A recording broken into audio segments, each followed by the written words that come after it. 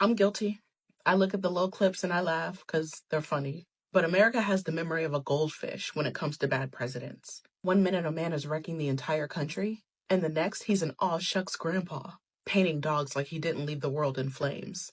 And no one has gotten a softer rebrand than George W. Bush, the single biggest Nepo baby in all of American history.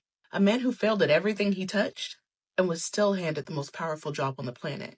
And what did he do with it? Well, just ruin the world. But let's break this down because the delusion is getting out of hand.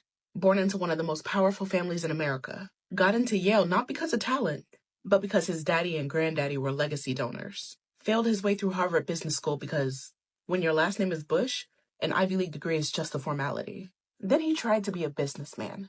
Tried.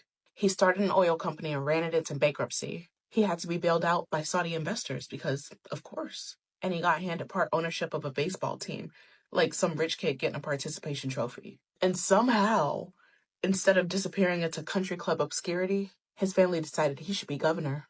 No qualifications, no real leadership skills. Just a last name and a machine that made sure that he never failed for long. Then came 2000. This man ran for president with the charisma of a damp sock and the intelligence of a magic 8-ball. And even then, he still couldn't win on his own. He lost the popular vote.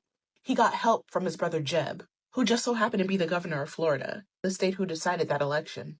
And he had the Supreme Court stacked with all his daddy's friends, of course. Shut down the recount and hand him the presidency. That's when the real nightmare began. He ignored clear warnings about 9/11, and then he acted shocked when it happened. He lied about weapons of mass destruction to justify invading Iraq, which caused a war that destabilized an entire region. And then he tortured people in secret prisons, spied on Americans, and expanded government surveillance to Orwellian levels.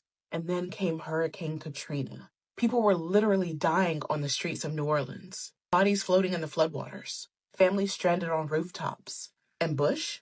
He was out here fumbling press conferences and telling FEMA's incompetent leader, "Heck of a job, Brownie." The government could have saved thousands of lives, and instead, they let an entire city rot. And then, because apparently this country hadn't suffered enough under his leadership, the economy collapsed. He let Wall Street gamble away people's jobs, life savings, homes. The rich got bailed out and everyone else got screwed. By the time he left office, the country was in a free fall. But don't worry, because Bush had already checked out. And now, he gets to sit in his mansion, painting golden retrievers. While people are still recovering from the disasters that he left behind, he gets to be America's sweet old grandpa, because somehow the politicians after him were even worse. He gets to be the walking proof that in America, you don't need to be competent. You just need the right last name. George W. Bush wasn't just a bad president. He was a walking catastrophe. And the only reason he got the job? Because his family made a few phone calls. So the next time somebody tells you anyone can be president, make sure that you remind them that some people have to work twice as hard. And some people can be a walking disaster and still get handed the highest office in the land. Because Bush didn't earn anything. He failed upwards, and America paid the price.